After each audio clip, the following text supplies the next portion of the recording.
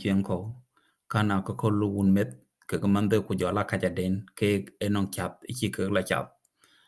yen akokol kan e got tagel abonei ku kere sur adonai gabaro kuna te ka chakang dile ping tung jieng anong akokol jojare got ne kan ka got ko yen man ba ja kwani tung monjang un met ko akaja den ake chi chat bare jok ka ke chat dole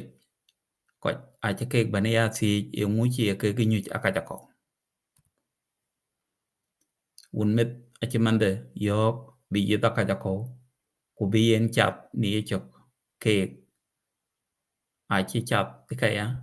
ne kam bare ku jol ko chrom ka ke jam ten ka man ku kan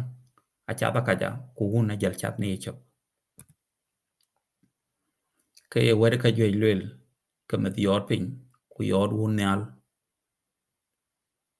bi chat akaja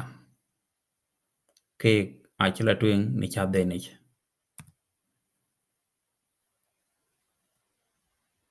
ke kam chi lo koi kok a chebani jam ten ka un met ku kan a chat akaja ku mande a jal chat ni chok ke yen a chik banatak be ke karo nyu jakaja ko atok ne kam sin kor koi kok a chebani jam ten ka koi ku kan ka abe akaja nok a chi un met ka mande jal bana dedi landak koi ale bi ngot ka non klul ke ne kloy ke jaban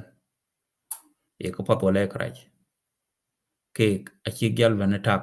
be ya ka dan e ke yok ke yi en loy ko ku yin chale thank you